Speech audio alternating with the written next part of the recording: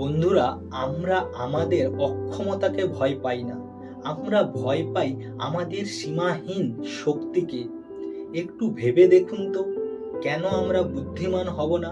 কেন আমরা সামর্থ্যবান হব না? আমাদের ছোট হয়ে থাকা জগতের পক্ষে মঙ্গল নয়। নিজেকে ছোট করে রাখা অপরের খুশির জন্য এটা বুদ্ধিমানের কাজ নয়। আমরা প্রত্যেকেই এখানে সফল হতে এসেছি, যেভাবে ছোট্ট শিশু জন্ম নেয় বড় হওয়ার জন্য। সৃষ্টিকর্তার আলো সবার মধ্যে ছড়িয়ে দেওয়া আমাদের কর্তব্য।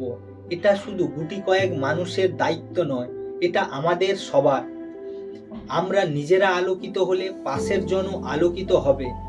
আর আমরা যদি নিজেকে ভয় থেকে মুক্ত করে সামনের দিকে এগিয়ে যেতে পারি, তাহলে বাকি 10 জন আমাদের দেখে তারাও মুক্ত হওয়ার কথা ভাববে।